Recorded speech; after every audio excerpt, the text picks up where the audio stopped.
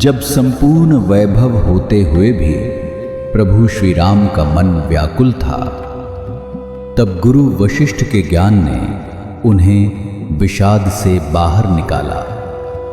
सुनिए बकुल जी की वाणी में।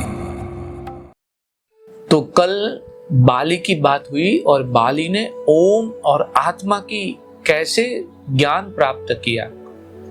तो आज 10 जून है, देखते हैं आज क्या होता है। स्वागत है सभी का, जय श्री राम। आज का श्लोक क्या है?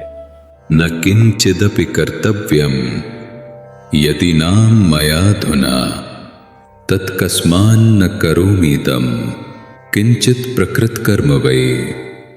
अर्थ है, कुछ भी यहाँ ऐसा नहीं जो मैं नाम से जाने जाने वाला को करना हो, तब मैं वही कार्य क्यों ना करूं जो सहज हो। बहुत ही अटपटी बात है।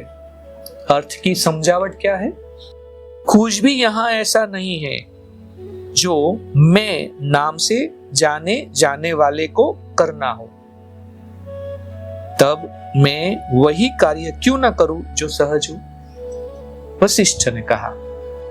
इतने में बाली के सभी दैत्य अनुचर उसके पास आ पहुंचे और उन्होंने घेर लिया। बाली उस समय गहरे चिंतन में था। उनकी समझ में रहस्य न आया। उसे अपने गुरु शुक्र का ध्यान हो आया। शुक्र को उसने अपने सामने उपस्थित देखा। शुक्र ने देखा कि बाली परम चेतन अवस्था में पहुंच चुका है। उसने दैत्यों से अत्यंत प्रसन्नता पूर्वक कहा, हे दैत्यों, अत्यंत आश्चर्य की बात है कि बाली ने दृढ़ अनुसंधान के द्वारा पूर्णता प्राप्त कर ली है।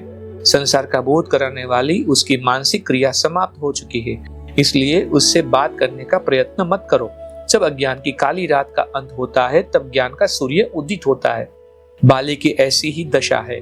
समय पाकर वह इस स्थिति से तब बाहर आएगा जब संसार बोध के बीज उसकी चेतना में फूटने लगेंगे। इसलिए जाओ और अपने कार्यों में पहले की तरह लग जाओ। बाली की 1000 वर्ष बाद सांसारिक चेतना लौटेगी। वशिष्ठ कहते चले गए। इतना सुनना था कि दैत्य अपने अपने काम पर लौट गए। 1000 दैवी वर्षों के चिंतन के बाद देवी देवताओं के संगीत के बीच बाली जागा। उससे निकलने वाले तेज से सारा नगर जगमगा उठा।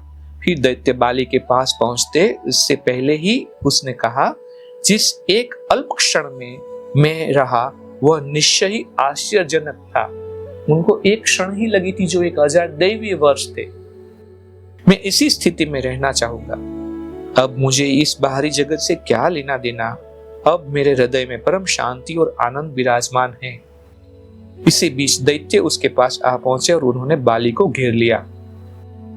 बाली कह रहा था, मैं चेतना हूं और मुझ में किसी प्रकार का विकार नहीं है। अब मुझे कुछ प्राप्त करना या छोड़ना नहीं है। कैसा आश्चर्य है। मुझे मोक्ष की इच्छा थी, पर मुझे किसने बांध रखा था? कब और कैसे? मैं उस समय मोक्ष की कामना क्यों कर रहा था? न कोई मोक्ष ही है, न कोई बंधन ही। क्या है जो ध्यान से मैं प्राप्त कर लूंगा, और क्या ऐसा है जिसे प्राप्त नहीं कर पाऊंगा? ध्यान और अध्यान से परे जो होना है वह हो। न मेरा उससे कुछ लाभ है, न कुछ हानि ही। न मैं ध्यान ही चाहता हूं, न अध्यान ही। न प्रसन्नता चाहता हूं, न अप्रसन्नता ही। न मैं परमात्मा ही चाहता हूं, न संसार ही। मैं न जीवित हूं, न मृत ही। न मैं वास्तविक हूं, न अवास्तविक ही। मैं असीम अपना अभिवादन करता हूं। यह संसार मेरा राज्य हो तो भी मैं वही होऊंगा जो हूं, और यह संसार मेरा राज्य न हो तो भी मैं वही होऊंगा जो हूं। मुझे ध्यान से क्या लेना है? मुझे राज्य का क्या करना है? जो है सो है। न मैं किसी का हूं और न कोई मेरा है। कुछ भी यहाँ ऐसा नहीं है जो मैं नाम से जाने जाने वाले को करना है, तब मैं वही कार्य क्यों ना करूं जो सहज हो। इतना कहकर बाली ने उसी प्रकार अपने तेजस्वी दृष्टि दैत्यों पर डाली जिस प्रकार सूर्य कमल को देखता है। और यहाँ विराम लेते हैं। देखते हैं कल क्या होता है। जय श्री राम। इस ज्ञान यात्रा में हमारे साथ बने रहने के लिए चैनल को सब्सक्राइब करें और बेल आइकॉन दबाएं।